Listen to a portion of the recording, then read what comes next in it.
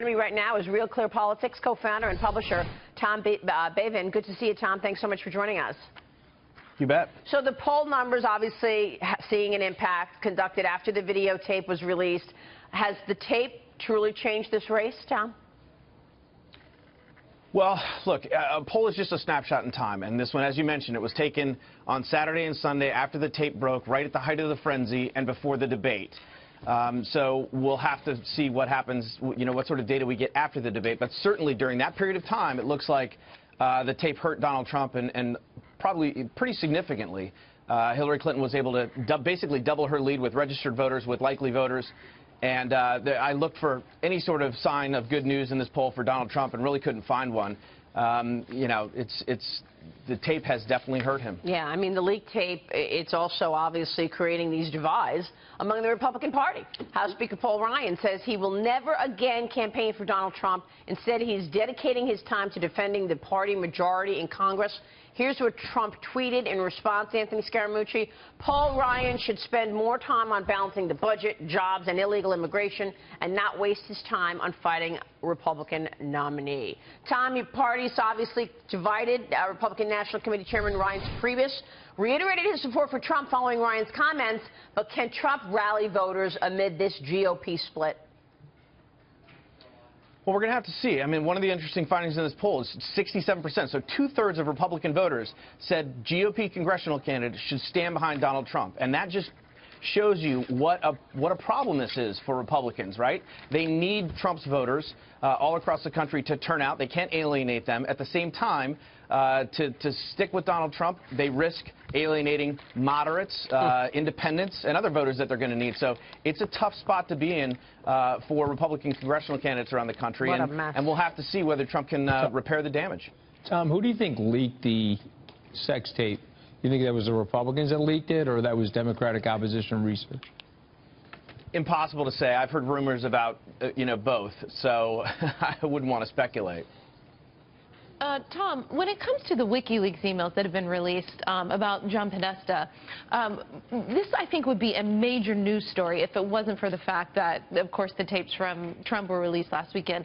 What would it take from these WikiLeaks releases for some of Hillary's base, or the Democratic base, to not be with her? What's a bridge too far? That's a great question, and you're right. I mean, in a normal year, under normal circumstances, some of the revelations from these tapes, particularly the email about being for open borders and open trade in the Western Hemisphere, which is exactly, what the Bernie Sanders folks thought she was for and were against, would be harmful to her. But again, in this environment, though, given that, if you're going to talk about open trade versus sex is always going to win, and that's what we've seen. Yeah. It's dominated the media coverage, and so I don't know. You probably need some sort of smoking gun to come out of these, some sort of quid pro quo that her supporters. But even at that point, I don't even know if that would be enough to have them walk away from her. Yeah, Anthony, but aren't these, do you call them jellyfish Republicans? Yeah. Don't you think some of them are worried that there's more to come? Yeah, well, that was my next question to Tom. Do you think that the reason why Speaker Ryan disengaged here is that he fears that there's another bombshell about to drop, Tom? Even Trump said they would. That has been the speculation, that there's something else coming, maybe one or two things that are as bad or worse here in the next few weeks. And the idea is, well, if you're going to stick by Donald Trump this time, why would I do that if I'm just going to have to do this again next week and again the following week? But we don't know. I mean, some of that stuff could be rumors that are just out there to try and get Republicans to jump ship. It's sort of a psychological warfare, threatening, hey, I've got this tape, spreading those sorts of rumors. So we don't know what's left out there. But again, it's a tough spot for Republicans to be in. And, Ryan said to his caucus, look, you've got to do what's best for you. And they're each going to sort of have to make their own decisions. Yeah, I mean, one of those emails, it's from a staffer to John Podesta, and it reads this: right now I am petrified that Hillary is almost totally dependent on Republicans nominating Trump. Even a clown like Ted Cruz would be an even money bet to beat, and this scares the hell out of me. So, I mean, look, obviously these emails might be embarrassing, but nothing compares to the tape. So that's really dominating, and it shows that Clinton is confident she can beat Trump. What can Trump do to turn this around?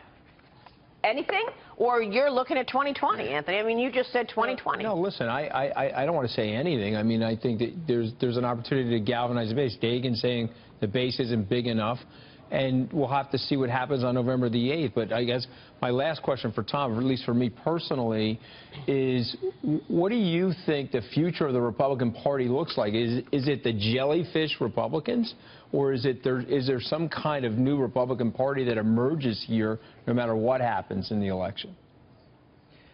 That's a great question. It's one of the fascinating questions. I mean, win or lose, but particularly lose. If Trump loses, what happens to the Republican Party? Because his supporters, who are in the tens of millions of folks around the country, they're not just going away. And the Republican Party is going to have to figure out, they're going to need those folks. And they're going to have to figure out how they're going to be able to bridge the gap between those people, having them in the party, and, the establishment, who those people hate the establishment. It's a real schism, and it's one that's probably likely to last well beyond November. It's going to be a nasty civil war, Anthony, but I don't think it's better. Listen, it already is. It's already been the fight has already started. I can back up what I was saying about the base not being big enough, because he needs to win Pennsylvania. Donald Trump has to carry all the Romney states, including North Carolina. And then he has to win Ohio, Florida, Iowa, and Nevada. That only gets him to 265. That's not even at the at 270. He's got to win Pennsylvania, and her lead has widened in that state since the first debate. That's why. Of likely voters. And so, as you and I have talked about in the past, if he can turn out a lot of these registered white voters that didn't vote in 2012, then that would be a game changer in Pennsylvania. Didn't say it was likely, but that goes back to North Carolina, Nevada, Iowa. He's got to win all of those states in addition to Pennsylvania. That's why, so I'm trying to be not subjective but objective. But the numbers are the numbers. The numbers are the numbers. Hard to argue with the numbers. Tom, good to see you. Thank you so much, sir. You bet. Thanks for having me. We'll see you soon. Tom Bevan there.